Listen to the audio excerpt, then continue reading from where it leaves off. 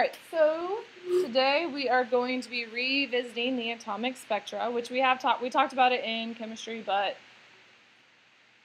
honestly, this is the unit that's always the hardest in chemistry, and this is the unit where the majority of it goes over your head because it's the first time you've been introduced to it, and it's hard to understand because we can't really do really good visual examples of it, and so hopefully this time around, second exposure, it's going to make a whole lot more sense. Plus, we're going to actually do the math behind it as opposed to just learning the concepts. So first of all, let's review what the spectrum is. The spectrum, which we talked about a little bit yesterday, is the range of frequencies presented in light. Okay, well, white light has a continuous spectrum, correct?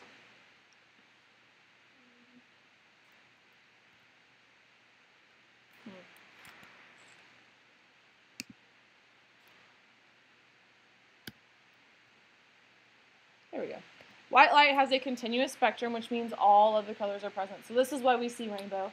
Rainbows are created from white light, correct? All of the colors are there. Yay, everybody's happy. But this isn't very helpful when we're trying to determine what element it is because elements burn different colors. Okay, so let's talk about hydrogen. Hydrogen gives off or emits only certain colors. So hydrogen has something called its specific line spectrum. Every element gives off a different line spectrum. This is how we know what elements are found on other planets. This is how we know other solar systems, stars, are made out of a different type of element than our sun is, so on and so forth, is because we can see the light that they give off. Based on the light that we give off, we can look at their line spectrums, and we can see what elements are present because every element has a different line spectrum. So this is what the line spectrum looks like for hydrogen. And I'm actually going to spend just another minute talking about this in a second. As you guys can see on your notes, there's a nice pretty example, and I'm going to talk about it here in just a second. But what all of this means is only certain energies are allowed for electrons in the hydrogen atoms. So we are going to use this equation that we talked about yesterday to try to determine what energy. So now that I've kind of reviewed with you that we call energy levels N, do you guys kind of remember that from regular chemistry? Energy level, N equals 1 means we're talking about the first energy level. N equals 2, second energy level. N equals 3, third energy level, so on and so forth. So now that we've kind of reviewed that, it makes a whole lot more sense in this equation right here because we see the N. So what is that N referring to now? Energy level, and then we take our H, which was Planck's constant, right? And then what's this guy? Frequency, because it has a little tail right here, although it's hard to see. And then maybe we're not given frequency, maybe we were given wavelength. So then you can substitute C divided by wavelength in for frequency, so you can solve either way. And what's C again? Speed of light, which is equal to it's frequency 6 divided by 3.998 times 2.998 times 10 to the 8th meters per second. Whew. Okay.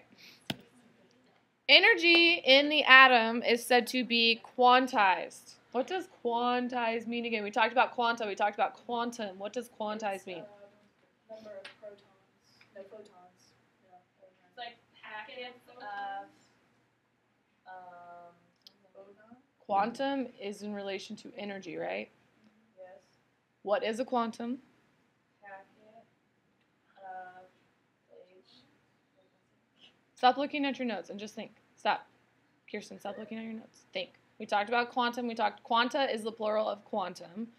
Quantum is the amount of energy needed to move an electron between energy levels. Usually electrons do light quantum, which is called a photon. Whew. We've slept since yesterday, huh? Okay, so a quantum is the amount of energy needed to move an electron between energy levels. Usually electrons give off and absorb light energy, so we call them photons. Photon is a light quanta. Kind of coming back to us from yesterday a little bit? A little bit? Okay, so I'm actually a big fan of, which is really hard to see on the screen right now because it's purple because I clicked on it a second ago. It used to be red. But I love this website. There is somebody in Colorado came up with all these different simulations. And if you guys have some free time and you want to go look at electrons moving between energy levels, click on this and look at it, okay? And I'll put this on my website so you guys can get it. But let's review Niels Bohr a little bit. What did Niels Bohr do? Just to review from chemistry. Bohr model. Bohr model does what?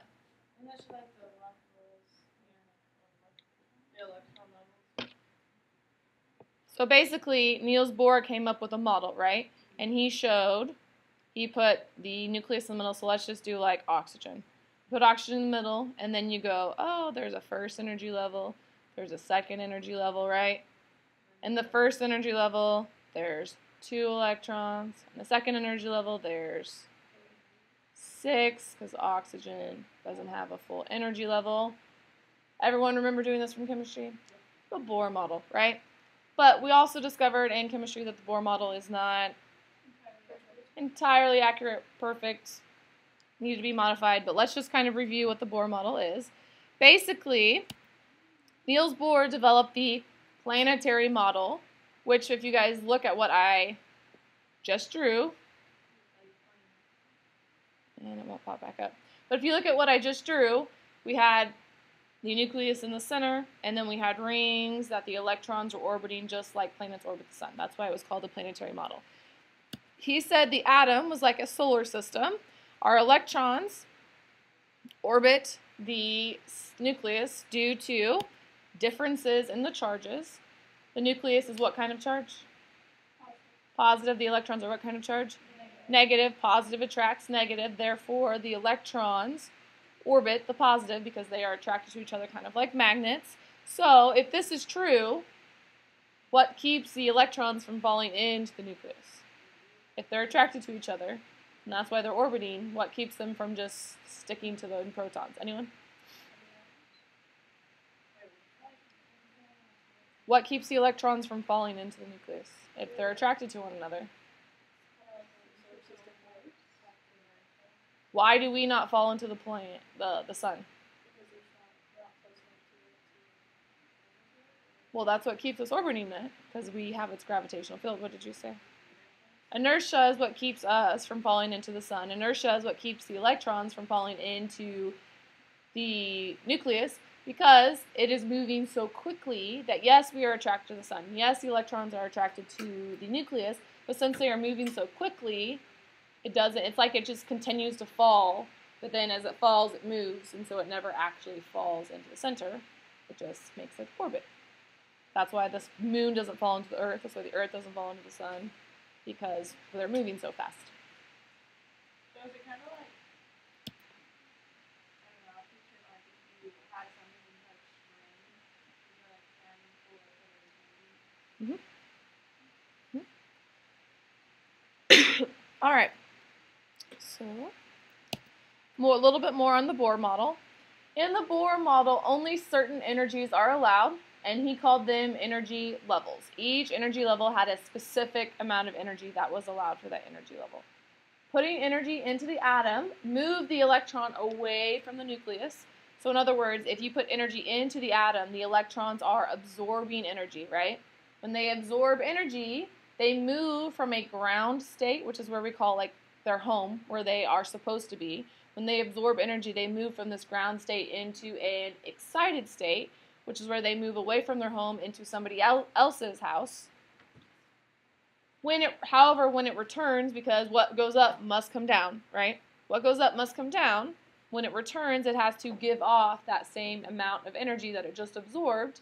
And this is what we can see in the form of light. So when you are seeing light, tomorrow when we do our flame tests, when you see light given off, what you're actually seeing is electrons returning to their ground state. And each electron, or each atom, gives off a different amount of energy because each atom has a different number of electrons. So based on the number of electrons, increases the number of lines in the line spectrum, and increases the color of the lines based on the amount of energy given off. Well, the only difference in an isotope is neutrons. So they still have the same number of electrons. But ions would probably change this a little bit. All right, so here is the picture given on your notes, and we see the same light spectrum. So if we look at this line spectrum, this is basically what happens. This is for a hydrogen atom. I think it's for a hydrogen atom. Yeah. So basically, as this atom is absorbing energy, so it can absorb energy in lots of different ways. Tomorrow when we do flame tests, we're going to be adding heat, so we're adding energy in the form of heat, right? So as this electron in the first energy absorbs a certain amount of energy, he jumps out to the second energy level, but what goes up must come down, so as he falls back down, he releases this amount of energy, or this photon, and it is of yellow light. And if you look at your electromagnetic spectrum, yellow light has a relatively long wavelength because it's over here in the spectrum. So this is a safer photon, right? So let's say the same electron absorbs a little bit more energy the second go around, and he jumps out to the second energy level. Well, what goes up must fall down, so when he falls down, he is going to this time release a photon of kind of a green color, which is a little bit farther over from yellow, so this is a little bit shorter wavelength, which means it has more energy. Why would he have more energy? Why would the one move from? Because he had to absorb more energy to jump out to second energy level, so when he falls back down, he's going to be releasing more energy, and we can see the more energy as a different color. Okay, this same electron then absorbs some more energy and jumps out to the fourth energy level. When it falls back down, he is going to release, this time, a blue photon, which again is a little bit further, has a shorter wavelength, which means that it has more energy, right? So why would it be more energy when he's falling down from the third energy level? It's farther away, right? The farther you are away from the nucleus, the more energy it takes to jump to those outer energy levels. So when you return, you're going to be releasing a different amount of energy, and we see it as color. So if you're seeing a yellow light, is it absorbing very much energy? No. If you're seeing a blue, tomorrow we're actually going to see a pink light. Pink light is actually kind of over here in the violet range. It's going to have a lot of energy, correct? All right, so just by looking at the colors, we can determine the amount of energy that we're going to contain. Yes? When an electron moves, energy levels, is it like if we were going up a hill, it's harder to get there, but it's easier to come back down? Correct. And the farther out, so it's not always from the first energy level. Sometimes they'll jump from the second energy level to the third. It's easier to move from the second to the third because they're closer to each other than it is to move from like the first to the second. As you go out, the energy levels get closer and closer and closer and closer to each other, so it's easier to jump those than it is to go from like the first to the third is going to be harder than going from the second to the fourth because there's less distance to cover. Or harder. I think I said that backwards. So with fire, like with the different colors, is that why we know like when you see like the blue color because it's the shorter wavelengths? Alrighty, so let's learn a new equation because in chemistry we talked about wavelength and we talked about the line spectrum and we just kind of called it a day. But now we're actually going to have to solve for the amount of energy. I'm talking about blue light has greater energy, yellow light has less energy. Well, we actually need a way to solve for the amount of energy. So this leads us to the Rydberg equation. And for some reason, oh, there it is. This is the Rydberg equation. It is negative 2.178 times 10 to the negative 18 joules times z squared, which we'll get to what z is in just a second, times 1 over n squared. So it looks like a complicated equation, but it's actually a lot easier than the ones we've been doing because we don't have to rearrange them very often. So what is n? N is the energy level. It was in our last equation, right? But z is a new variable, and z is actually the nuclear charge. So like for instance, hydrogen has how many protons? 1. So the nuclear charge for hydrogen is going to be positive 1. What's the nuclear charge going to be for nitrogen? Positive 7 because he has 7 protons. It doesn't matter the number of electrons. We're talking about the charge on the nucleus, right? Charge on the nucleus is solely how many protons do you have. So basically the atomic number. And then square it, so it really doesn't even matter the charge. Okay, n equals 1 is the ground state. This is where the electron starts from. However, when the electron is removed from a hydrogen atom, it is said to be an infinite. If it is removed, it is an infinite distance from the nucleus because it's too far away to even be associated. Hydrogen gets his electron stolen really easily, doesn't he? He gives it away. He usually does ionic bonding. He gives away his electron. So if he gives it away, is it even around hydrogen anymore? No. So that's why we call it infinite, because it's not even around hydrogen anymore, so it's not like we can measure the distance anymore. It's not like it's even in one of the energy levels, because it's now around a completely different atom. So we say n is infinite. So if your denominator is infinite in our equation, what is our energy? 0. So if the electron has been completely removed, this is just one of those things, don't try to do the math, don't try to put it in the equation. If the electron on the hydrogen atom is just completely taken away, our energy is going to be 0. And no, it doesn't have any energy because it's not even there. Okay. All right, so we actually measure the change in energy because very rarely we're not going to be solving for the energy of an electron in a specific spot because electrons don't stay put for very long, right? So usually what we're doing is we are measuring the change in energy because electrons move from one energy level to the other.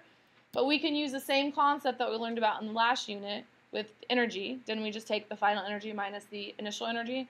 So we're going to do that same thing, but we're going to apply it to the equation I just talked about. Going to make it a little bit more complicated, but it looks like a complicated equation, but the math is actually much easier than what we've done in the past. So basically, see, looks like a complicated equation, but it's really not. All I did from the last equation that you guys just wrote down is I separated the ending right at the end. So let's see. I separated this right here. And since I was typing this, I don't know if you guys have ever tried to type equations on the computer before, but it's really not the easiest thing in the world. Basically, what this means is I'm going to take my final energy level, I'm going to subtract it by my initial energy level. So just like in energy, last unit when we did final minus initial, doing the same thing here. I'm going to take my final energy level and I'm going to subtract it by my initial energy level. Now, the hard part about this equation is you have to be able to put it in your calculator correctly. So when I put this in my calculator, I'm going to do 1 divided by whatever my final energy level is equals, then hit subtract, 1 minus that equals, and you have to get good with parentheses if you have access to a graphing calculator. Do that. And get really good with parentheses. Or you're just going to have to learn how to input things in a calculator. And we're going to do an example here in just a second so we get lots and lots of practice. Okay. All right, so let's shoot for the examples now. All right, example 1 says calculate the energy needed to move an electron from its ground state to the third energy level. And I actually forgot to say this is of a hydrogen atom.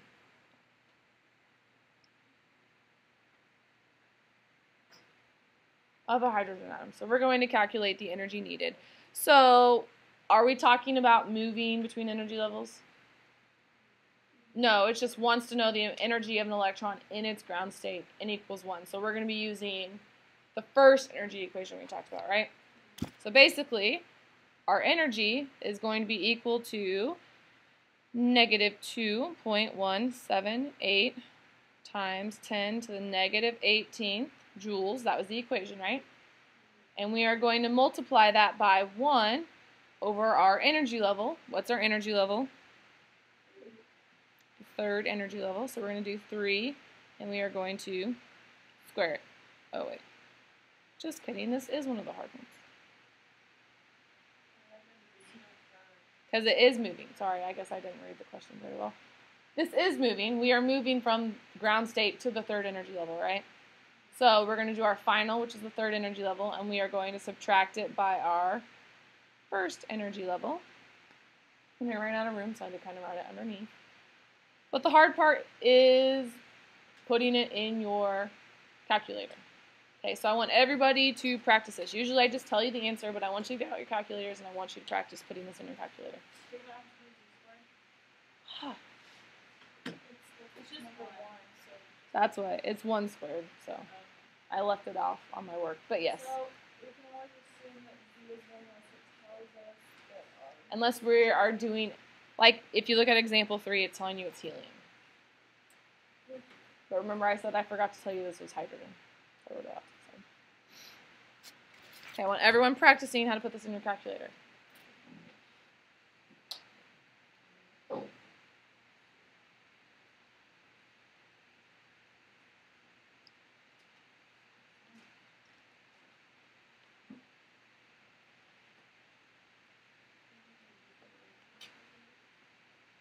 Squared is on the right side.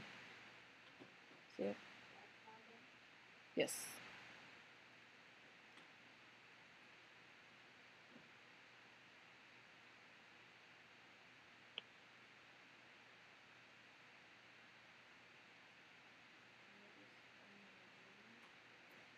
Energies and joules. So what'd you guys get? Some of you are getting answers. Did we get this? 1.936 times 10 to the negative 18th. If you got negative 2 point something like that, you put it in the calculator wrong. Yes?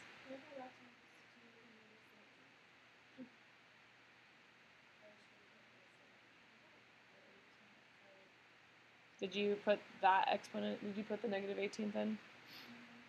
Did you put 1, did you use parentheses in the right spot? Did you put your parentheses around your fractions?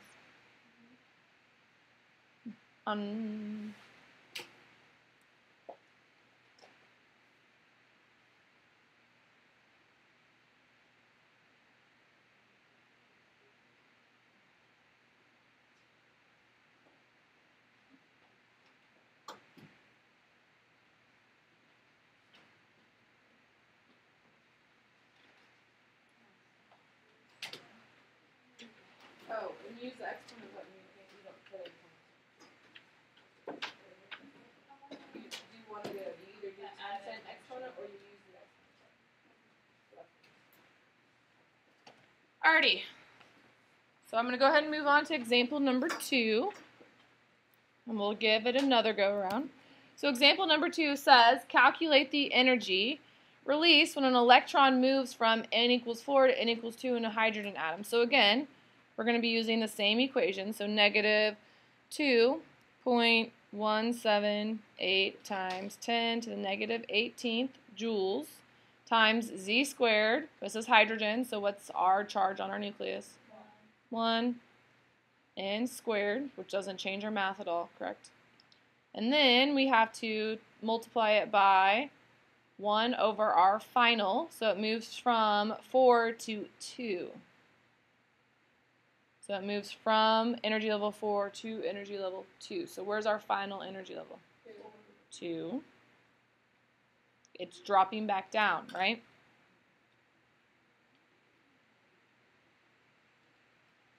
Okay, and then we subtract that by 1 minus our initial, which was 4.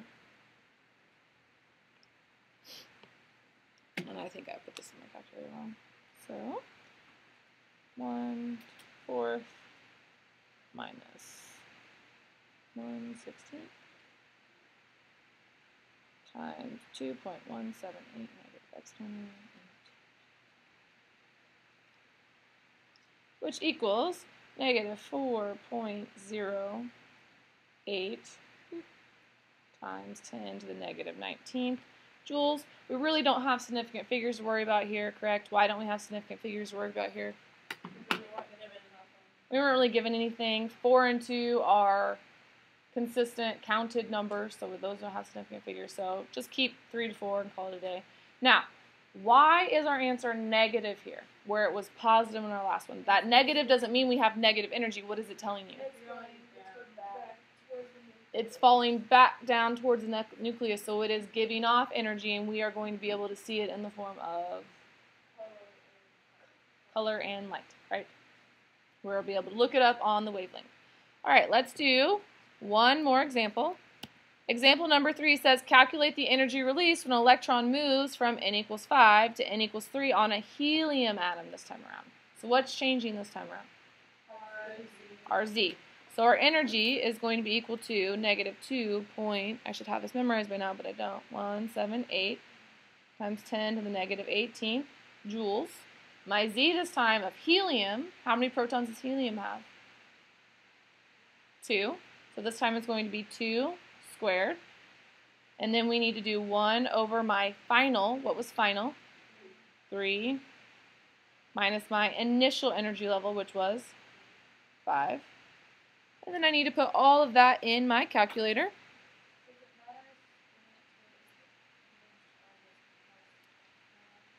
Nope, because that's not changing the protons, it's changing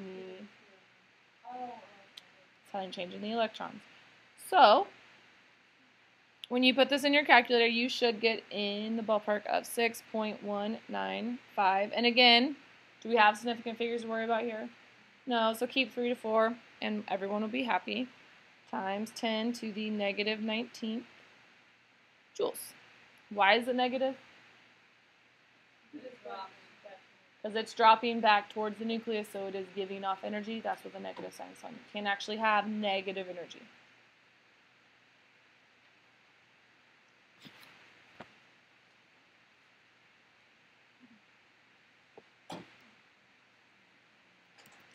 Alrighty, so when is this true?